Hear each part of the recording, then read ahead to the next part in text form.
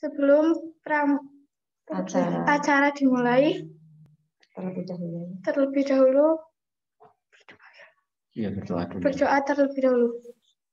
Berdoa mulai.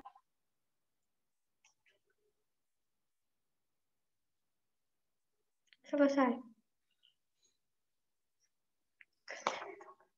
Salam pramuka. Salam pramuka. Salam. Ayo. Untuk pramuka, untuk nyanyi. 2 kali tepuk pramuka.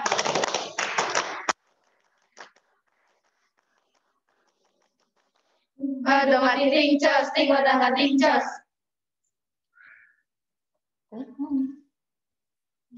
Ayo. Terserah Bang. Pramuka.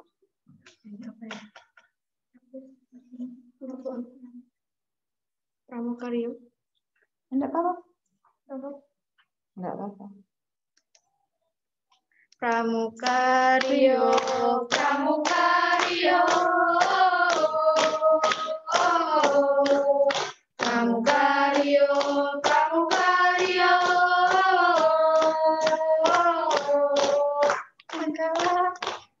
Penggalang pramuka yang tak kenal gengsi.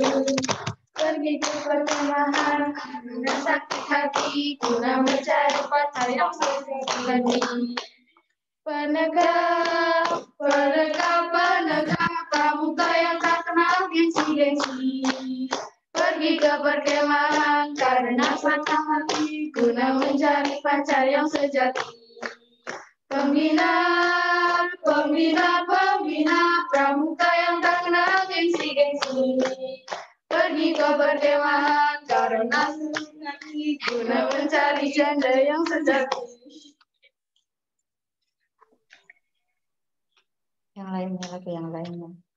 Yang mendidik sama gitu. Ya, kurang pas. Lainnya, lagi lainnya.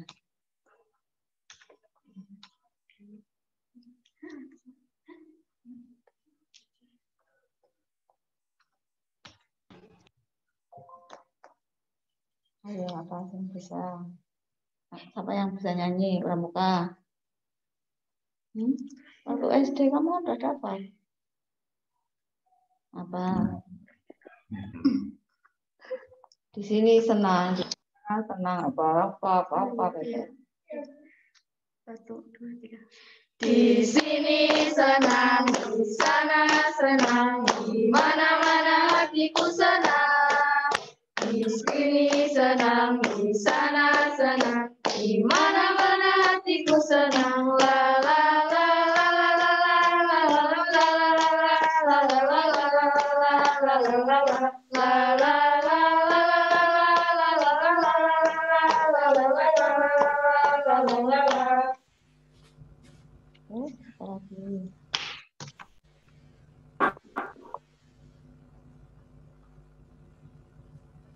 Udah berapa buku kamu, Kak? Sampai mana? Kamu biasanya misinya apa lagi? Disuruh misi apa? Dapat nyanyi.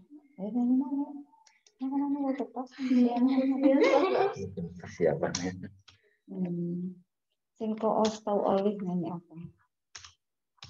Dari kakak dulu. Nek bisa sing mendidik, jangan kayak tadi itu kan mesti oleh pacar dan perempuan harus pacar. Masa pembinaannya boleh itu janda. Itu jangan dipakai lagi itu tuh lagu jangan apa? Ya, enggak kayak gitu, enggak didik. Mencari ilmu, mencari pengetahuan, mencari pengalaman yang bermanfaat gitu ya. Baik.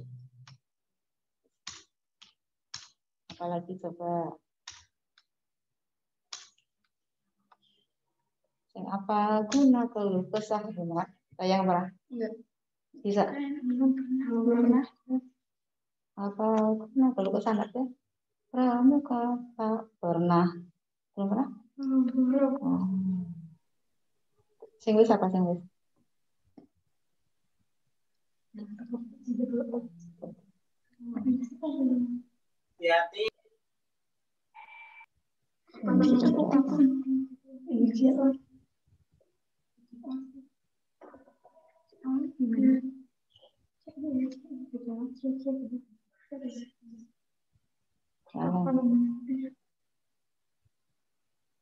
nanti lagi kalau misalnya ini tak Bu Ari sudah banyak pesertanya, tak mulai aja nanti kamu siapkan lagu untuk sebelumnya penutupannya. Dia di belakang 3 atau 4 ya. Ya. Oh, senam ya Mas.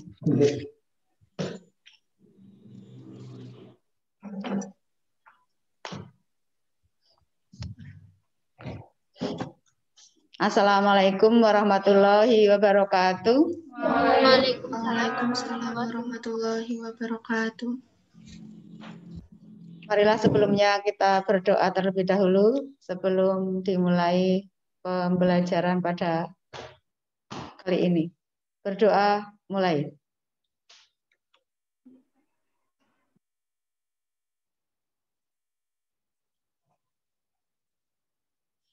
Berdoa selesai.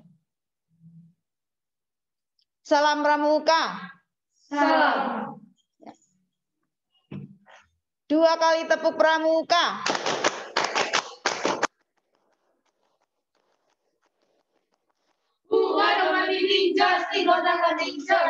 Ya, terima kasih. Untuk kali ini Kak Aryati mau memberikan materi tentang sejarah Pramuka, ya. Sejarah Pramuka. Awal mulanya Pramuka itu berdiri seperti apa? Itu perlu kalian ketahui dan kita ketahui bersama agar kita lebih mantap. Oh, ternyata berdirinya Pramuka itu melalui perjalanan yang cukup panjang. Ya, baiklah. Mari kita ketahui bersama-sama, pelajari bersama-sama sejarah gerakan Pramuka. Ya.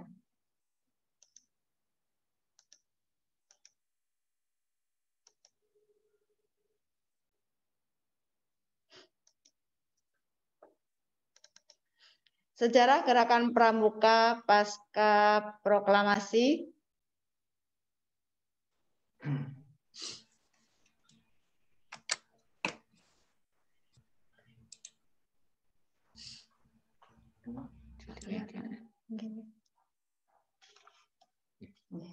Coba di situ keluar kelihatan gambar. Enggak.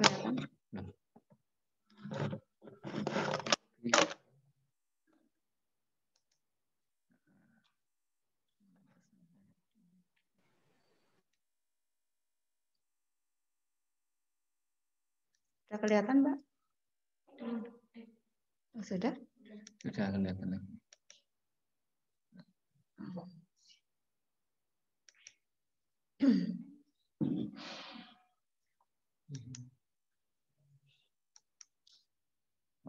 Ya, baiklah, saya lanjutkan kembali.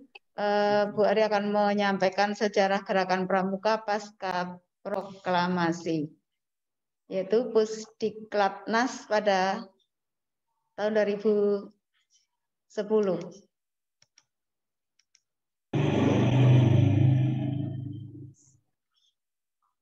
Pada akhir September 1945, di Gedung Balai Mataram, Yogyakarta berkumpul beberapa pemimpin Pandu, yaitu dari KBI, HW, Siap, NATPIJ,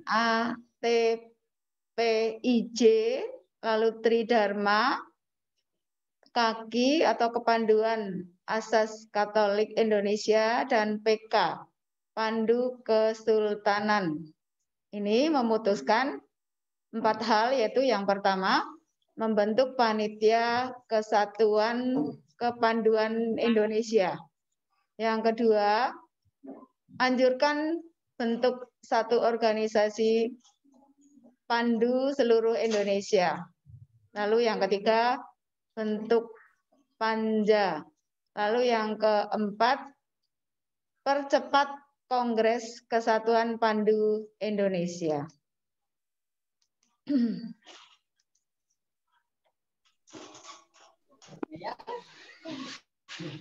Selanjutnya, Pankes Kepanduan Indonesia diperkuat dengan 3 tokoh KBI di antaranya 1. Dr. Sutarman, 2. Subagio, 3. Kurnia dari Jakarta.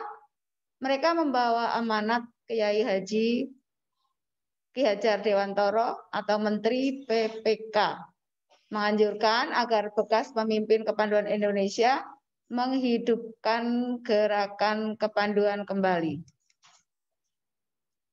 Pada tanggal 27 sampai 29 Desember 1945,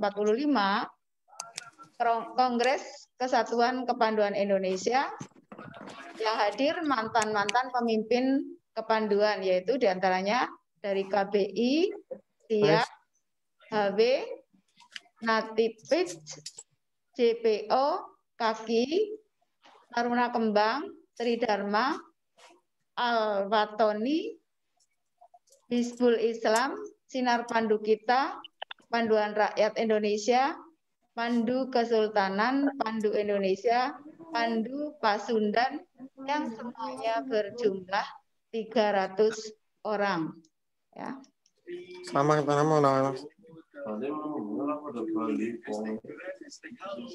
Coba saya minta jangan bicara sendiri.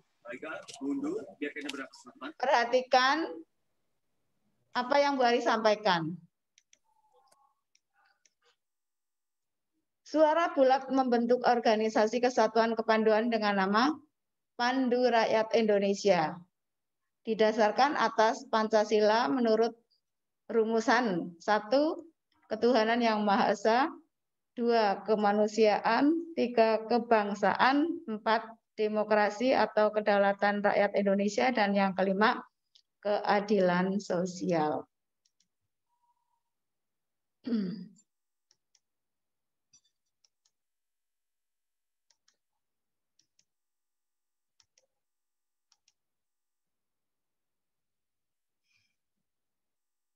Akhir Desember 1945, Kongres Pandu Rakyat yang pertama di Surakarta setuju menjadi anggota Biro Kepanduan Internasional di London.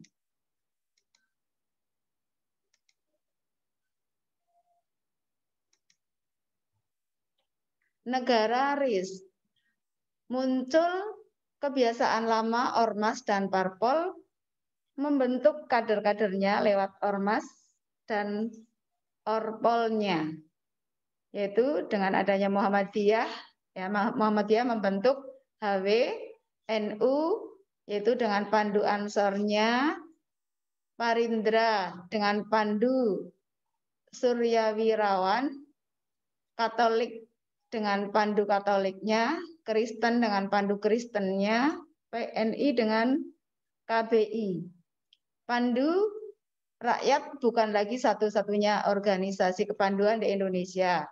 Maka keputusan Menteri PP dan K nomor 93 tahun tanggal 1 Februari tahun 1947 dicabut, diganti nomor 13446 September tahun 1951.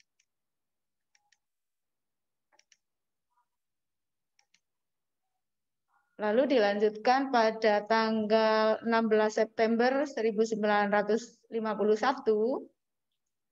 hari kemudian, wakil-wakil Pandu Rakyat Indonesia yaitu dari HW, Al-Irsyad, Pandu Islam Indonesia, Kepanduan Angkatan Muslim Indonesia, Pandu Katolik, Pekerti atau Perserikatan Kepanduan Tionghoa, dan Perserikatan Pandu-Pandu Indonesia, konferensi membentuk IPINDO, diakui sebagai anggota WOSM. Ya. Lalu dilanjutkan pada 12 Maret 1952 ada Keputusan Menteri PP dan K nomor 8977/Kap IPindo sah sebagai Badan Federasi Kepanduan. Lalu pada tahun 1954 Pandu Putri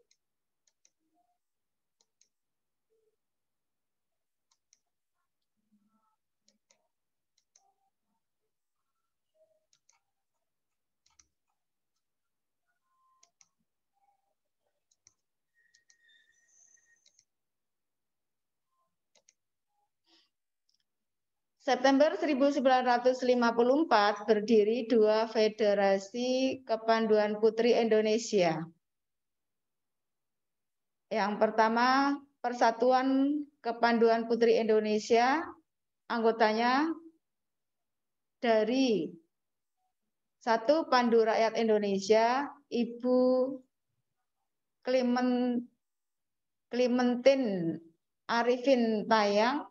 Lalu yang kedua, Pandu Islam Indonesia di bawah pimpinan Ibu Hanum Muhammad. Yang ketiga, Pandu Kristen Indonesia di bawah pimpinan Ibu Siti Rohmah. Persaudaraan Organisasi Pandu Putri Indonesia, anggotanya terdiri dari Pandu Katolik di bawah pimpinan Ibu Kuari, Pandu KBI di bawah pimpinan Ibu HS Sutarman, Ketua Papindo. Lalu berikutnya yang ketiga, Perserikatan Pandu Putri atau P4 dengan Pathfinders Guild, yaitu di bawah pimpinan Ibu Van Pamelen. Lalu yang keempat, Persatuan Kepanduan Tionghoa Putri, Ibu Kui. Itulah dua kepanduan putri Indonesia.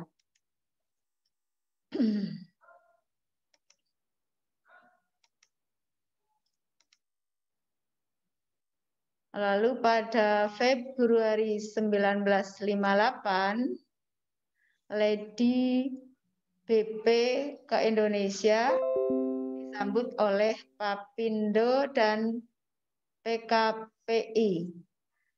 Catatan, ada 3 Pandu Putri yang belum masuk FED, yaitu diantaranya 1 Kepanduan Rakyat Indonesia, kedua Kepanduan Anak Marhen, yang ketiga Pandu Surya Wirawan.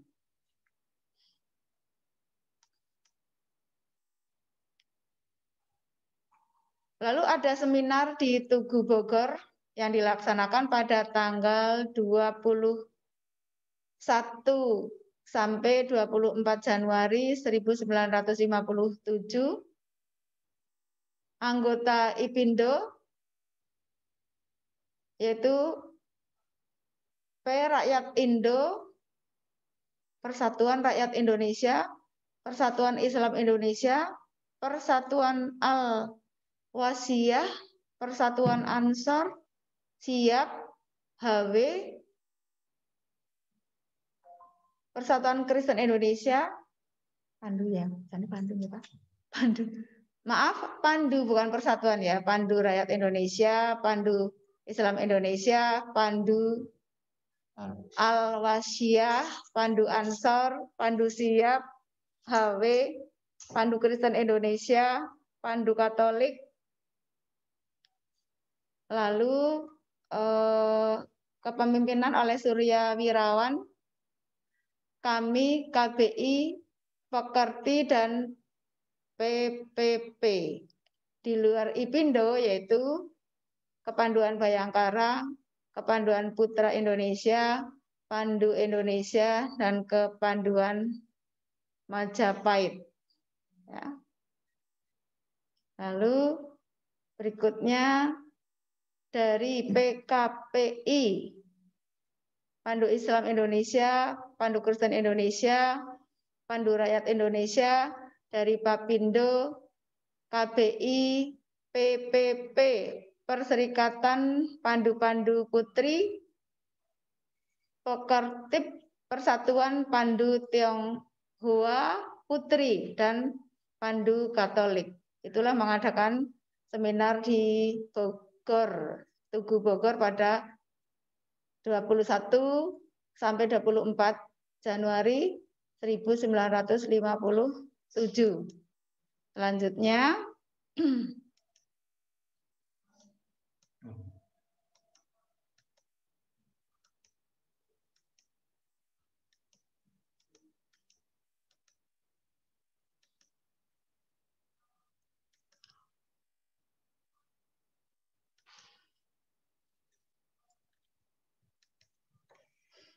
Selanjutnya pertemuan IPindo yang pertama yaitu dilaksanakan pada tanggal 6 sampai 8 Mei tahun 1960. Dihadiri oleh pejabat presiden yaitu Insinyur Haji Juanda dan Menteri PP dan K. Suasana dekret masih menyelimuti. Ya. Lalu sebutan Pandu Agung ditiadakan. Dari hasil pertemuan itu memutuskan adanya sebutan Pandu Agung ditiadakan. Yang kedua, memberi kesempatan kepada semua Pandu masuk IPindo. Lalu keputusan yang ketiga, mengesahkan ADART baru. Lalu pada tanggal 19 Mei 1960, IPindo, Papindo, PKPI di bawah satu pimpinan. Ya.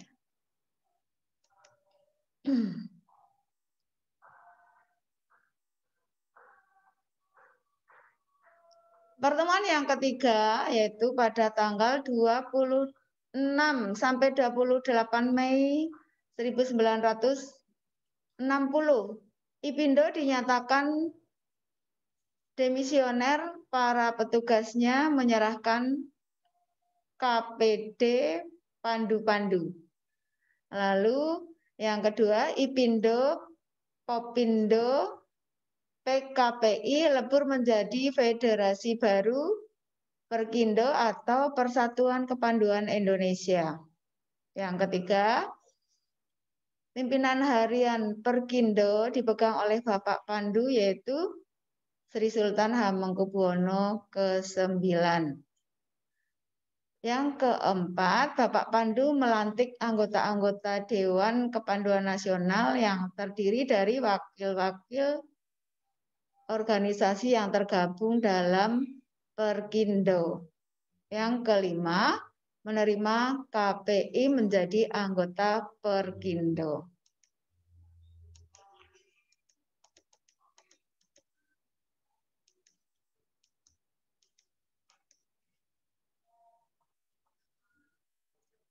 Dilanjutkan pada pertemuan yang keempat, yaitu dilaksanakan pada 5 Juli 1960.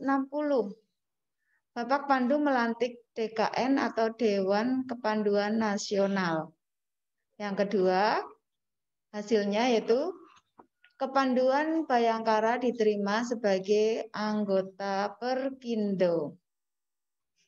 IPindo, Popindo, PKPI atas kepercayaan Presiden berusaha mempersatukan seluruh potensi kepanduan yang ada, walaupun belum berhasil. Itulah hasil daripada pertemuan yang keempat yang diadakan pada tanggal 5 Juli 1960.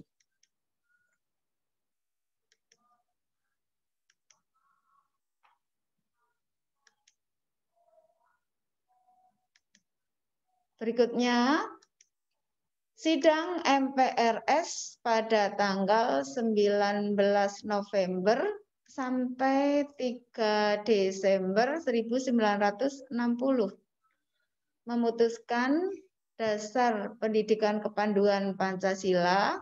Yang kedua, perlu diadakan penertiban dalam sistem kepanduan. Yang ketiga, pendidikan kepanduan diintensifkan. Lalu yang keempat, menyetujui rencana pemerintah mendirikan pramuka. Lalu yang kelima, kepanduan dibebaskan dari sisa-sisa Baden Powellisme. Itulah hasil dari sidang MPRS. Okay.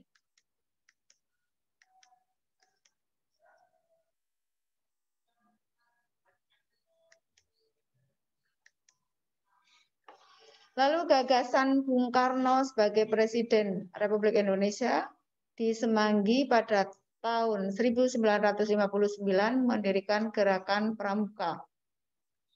Ini prinsip daripada Bung Karno ini ya.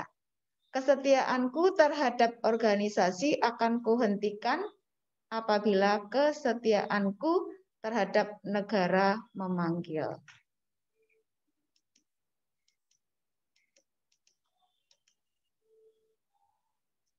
Selanjutnya menjelang tanggal 9 Maret tahun 1961, Sri Sultan Hamengkubuwono yang ke-9 dan Brigjen TNI Aziz Soleh melaporkan bahwa 60 organisasi kepanduan dan tokoh-tokoh pandu Indonesia setuju untuk dipersatukan. Pada tanggal 9 Maret 1961 atau dijadikan hari Tunas, menghasilkan pada pukul 10. Yang kedua, tokoh pandu dikumpulkan di Istana Negara. Yang ketiga, Bung Karno pidato tentang pentingnya persatuan dan kesatuan dalam pendidikan. Yang ketiga, membubarkan organisasi kepanduan untuk lebur menjadi Gerakan Pramuka. Yang kelima, dibentuk 4 organisasi panitia. Sri Sultan Hamengkubuwono ke-9, Menteri PP dan K, Dr. Priyono, Menteri Aziz Soleh, Menteri Ahmadi. Yang berikutnya, 9 Maret dijadikan sebagai Hari Tunas Gerakan Pramuka. 9 Maret dijadikan sebagai Hari Tunas Gerakan Pramuka.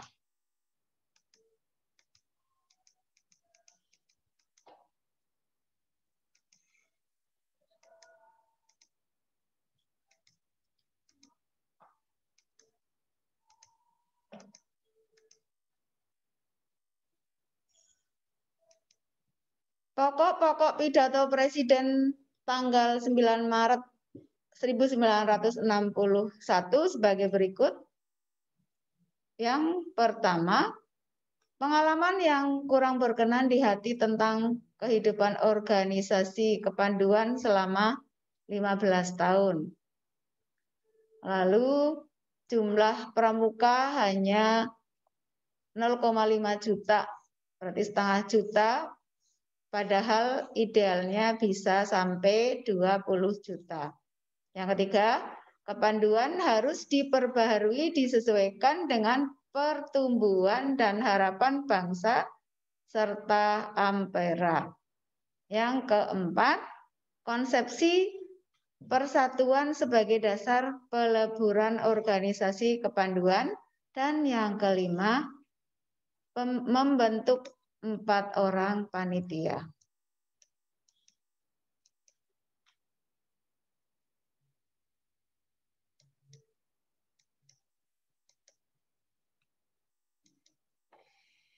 Pada tanggal 30 Juli 1961, Hari Ikrar Gerakan Pramuka.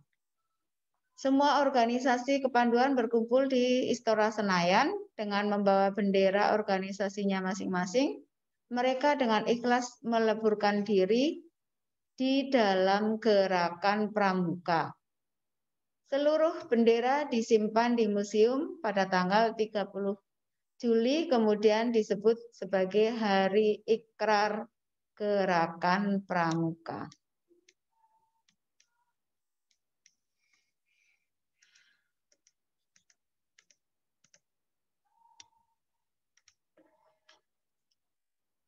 Majelis Pimpinan Nasional terdiri dari 45 orang, Kuarnas terdiri dari 17 orang, Kuarnari terdiri dari 8 orang. Realisasi dari Kepres nomor 447 tahun 1961 jumlah Mapinas 70 orang. Mapinas itu terdiri dari Dr. Insinyur Soekarno sebagai ketuanya, lalu yang Sri Sultan Hamengkubuwono ke-9 sebagai wakil ketua 1, yang ketiga Brigjen TNI Dr. Aziz Soleh, Menteri Pertanian sebagai Waka 2, lalu 67 orang sebagai anggotanya. Untuk Kuarnas, Sri Sultan Hamengkubuwono ke-9 sebagai ketuanya, Brigjen TNI Dr. Aziz Saleh, Menteri Pertanian sebagai wakanya, dan 15 orang andalan nasional. Berarti terdiri dari 17 orang untuk Kuarnasnya. Ya, Mapinasnya terdiri dari berapa? 67 tambah 3, berarti 70 orang. Ya.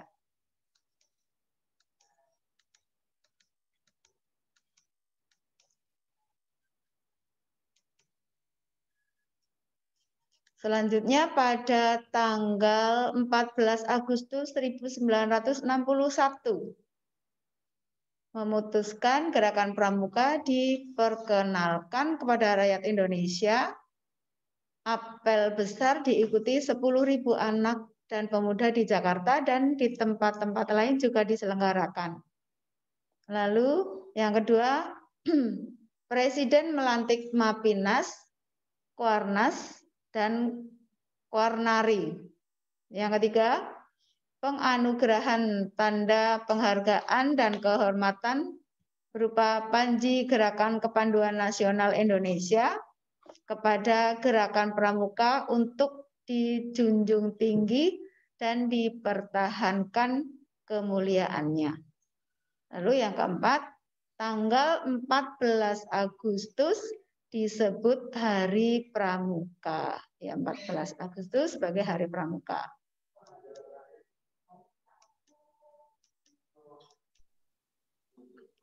Ya. Demikianlah sejarah Gerakan Pramuka yang bisa Kak Arya sampaikan kepada kalian semuanya. Mudah-mudahan bermanfaat bagi kita semuanya untuk menambah wawasan dan pengertian sejarah Gerakan Pramuka dari awal sampai terbentuknya Gerakan Pramuka. Ya.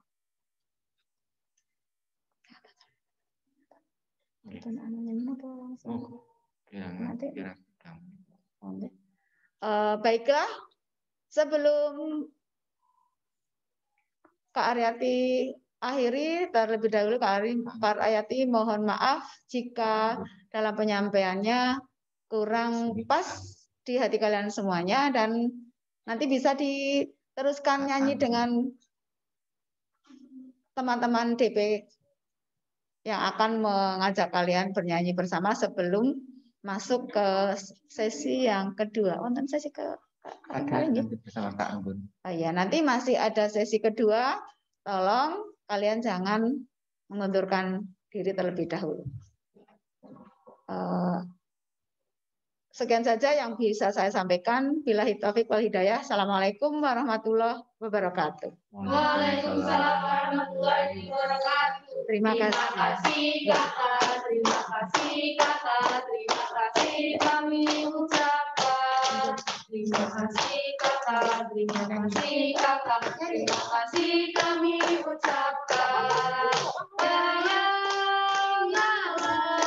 Terimalah salam dari kami yang ingin maju bersama-sama. Terimalah salam dari kami yang ingin maju bersama-sama. Terima kasih. Assalamualaikum. Assalamualaikum. Kamu harus ya.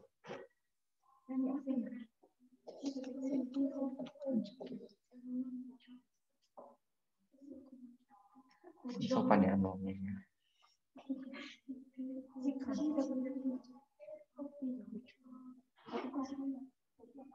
Ya, ya kamu yang bisa itu. Orang yang susah.